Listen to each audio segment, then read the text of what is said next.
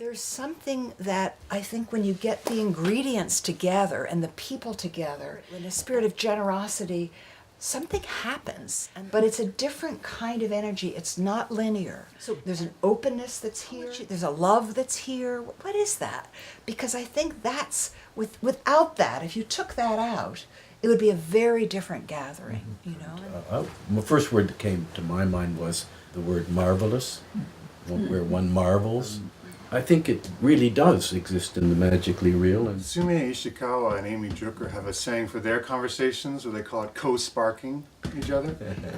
And I feel like there's been so much co-sparking the last 2 days. Maybe some of you do too. we need a fire extinguisher.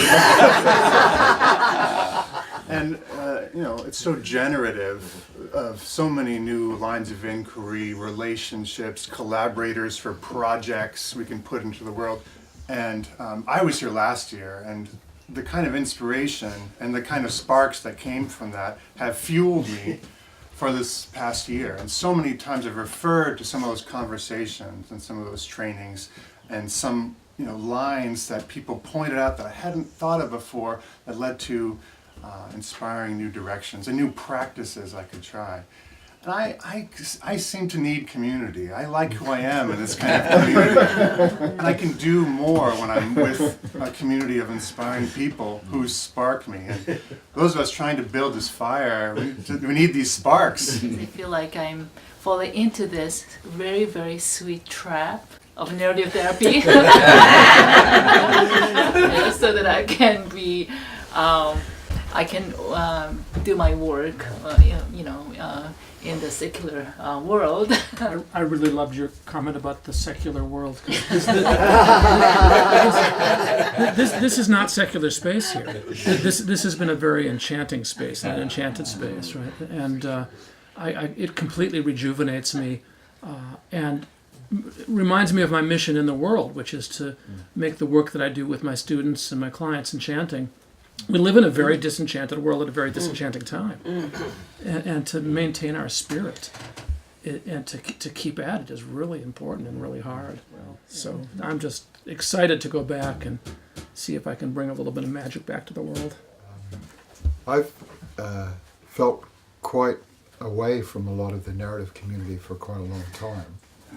And in recent weeks, for me, this is a re-entry, and what an incredible re-entry this has been. I want to join your community and be involved, and I just feel inspired.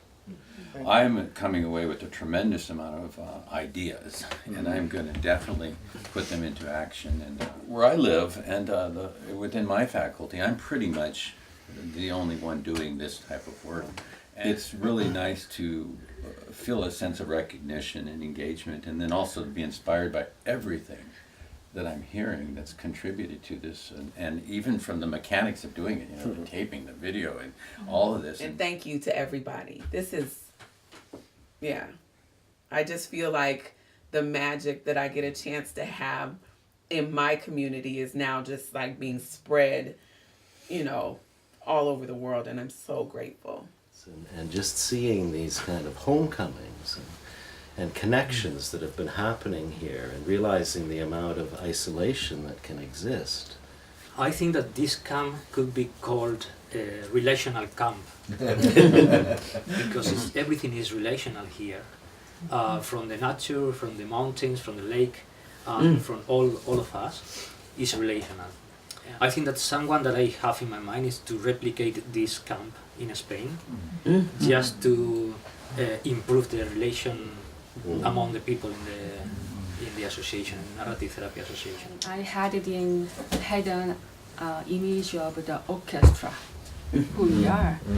Like we have the individual, and some of you are masters level, and some of you, like the young generation, have the new potentialities. But we are used to make beautiful sound all the time, and it's going to be lifetime. That's what I'll take away. So many great ideas, of course. I mean, Art had mentioned that. So many ideas that and half-baked ideas, I guess. I don't even know how they'll manifest yet. Of course, I'll take all that with me, but what drew me to this work originally was nothing academic or intellectual. It was the soul of this work. Look, I exist in academia where people are just production machines. They just produce things to produce them, and a lot of times they have no soulful connection to them. But every single person, when they presented, this was a labor of love. It was soulful, and I could feel that. It's been really fascinating for me to be here as very much new to narrative therapy, and I felt very respected for being a very young member of this cohort. I felt very heard and on the same level in many ways, so I appreciate that respect very much. That's where the door went. I was just going to say, as a kid, I never got the chance to go to camp. In fact, I spent a lot of time alone during the summer, and when we get back to school in September, all the kids would be talking about all their adventures and how much fun they had. The experience that I've had this past week, and in particular the last few days, of the fun and the expressive arts and the creativity and the passion has just been so enlivening in so many ways. And it reminds me of that old saying, it's never too late to have a happy childhood. So